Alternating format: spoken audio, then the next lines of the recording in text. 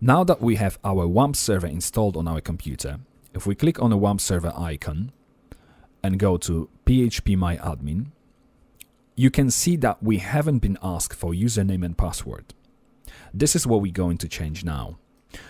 If you open My Computer and navigate to the folder where you've installed your WAMP server, which in my case is D drive, WAMP, then if you go to Apps folder and phpMyAdmin, you'll see the file called config.inc.php.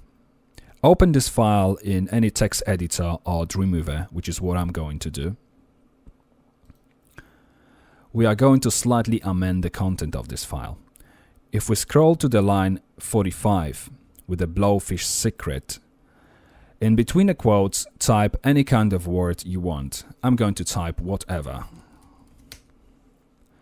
Then if we scroll down to the line with authentication type and change config to cookie. You can now save the file and close it.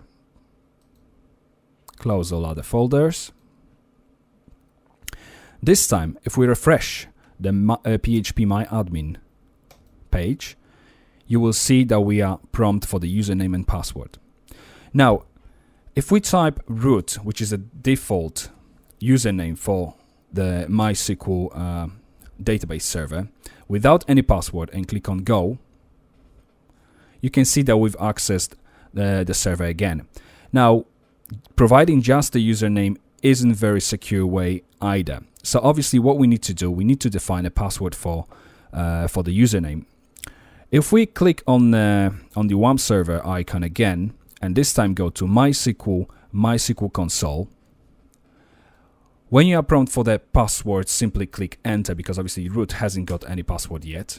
Now type the following: set password for single quote root single quote at single quote localhost single quote equals password open bracket single quote, and now type your password, the password which you would like to use to access MySQL server. I'm going simply type password for the purpose of this tutorial. Then single quote, closing bracket, and semicolon.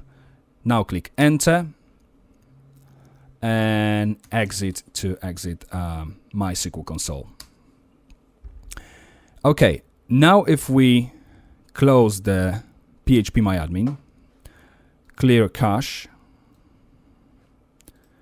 and if we access phpMyAdmin again, this time if we only type root for the username without the password, we get an error that we need the password as well.